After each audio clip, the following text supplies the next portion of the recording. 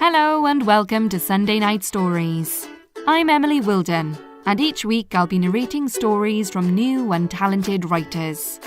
For more information on where to listen or how to submit a story, please visit the Sunday Night Stories Facebook page or follow us on Twitter at Sun Night Stories.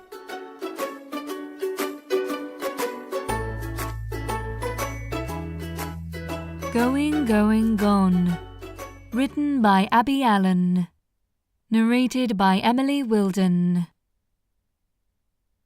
Being trapped in a small room for hours on end wasn't how I expected to be spending my shift.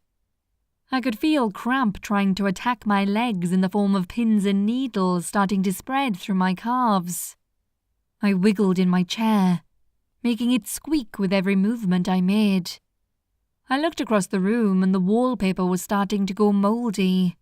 It was chipping off and flaking all over the floor. Remind me why they wanted us to be in this room? I groaned. It's a good lookout spot, Edward shrugged. I just wanted my bed. Yeah, there was one in the room, but it was definitely not going to be comfy or hygienic. The floor didn't seem that steady either. I was sure sooner or later a floorboard was going to give in. I was sure of it. Nervous? Me? No. Just bored out of my skull, that's all. I'd never had guessed. I looked out of the window. The street was dark. Only 2 street lamps on. Either that or someone had broken the other ones. I tried to check the buildings out, seeing if there was any movement, but I saw nothing. The screech of a cat and a rustle of 2 bins made both of us jump. This neighbourhood gives me the creeps. We're from this neighbourhood. Your point? Edward shook his head, a small smirk playing with the corners of his mouth. He picked up his phone and checked for any messages. Anything? Nope. Do know it's about 2 a.m, though. I groaned, not impressed by the fast one we'd had pulled on us. Why couldn't we have asked for CID jobs? We have the qualifications for it. We needed to be able to keep an eye on things. We can't do that chained to a desk. I groaned again, hiding my face in my hands. Edward chuckled at my discomfort. I picked up my notebook and hit him hard around the shoulder with it. Ow! What was that for? He was still laughing. Stop laughing at me. Edward composed himself and looked me in the eye. You know I'm only doing it because I'm your brother.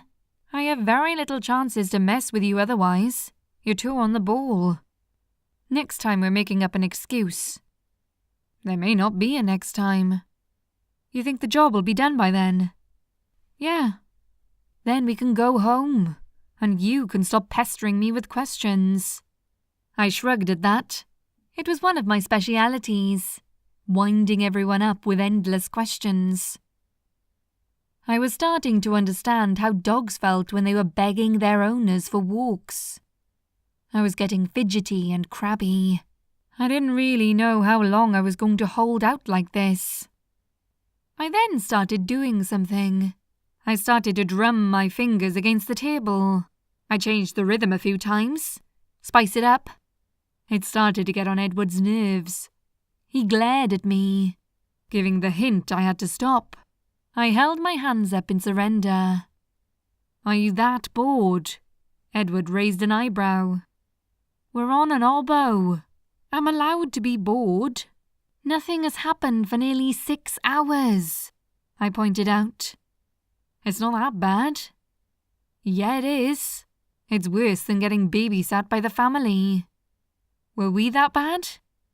I nearly blew up the base because Uncle Mark led me out of his sight and I found the gunpowder and some matches. Harriet left me to play with a pot of chocolate. I got it everywhere. John let me out of his sight and I nearly took your arm off with a sword. You were pretty bad. Not quite as good as we thought then. I got gunpowder and chocolate on your clothes. You had to throw out half of them. We had to do the same with a lot of yours. You kept growing out of them. I was a kid. It happens. That's why I didn't get mad. We had to get rid of a lot of yours too. You were a mucky puppy, and you still are. You are such an annoying brother. I do my best. I looked back out the window and saw movement at the house we were meant to be watching. Light poured out of their front door. 2 figures started to block the light. They're on the move. We both looked out the window and saw on the ground floor 2 hooded figures sauntering down the road. I grabbed my radio and my revolver. I got the revolver into its holster before I got members of the British public calling it in. They had an armed figure on the street. We'd better call it in. To who? Base or home? Both. They'll both want to know. Edward pulled out his phone and dashed out the door. Charlie Zulu from 187. Assistance required. Targets are on the move along Beckett Street towards Stanley Avenue. 73 is en route to intercept. Over. I called it in. I grabbed the camera from the table and took images of the 2 figures leaving down the street. I caught sight of Edward on the street, running after the 2 figures. Edward drew his gun. No! Edward, no! I froze, seeing the figures turn to face him. I took a picture of the figures, hoping to get their faces. The gun went off, and I ran out the door. I flew down the stairs at speed and pegged it out of the building. I ran down the street and found it completely empty. No one was nearby. I looked both ways and saw nothing. Edward was gone.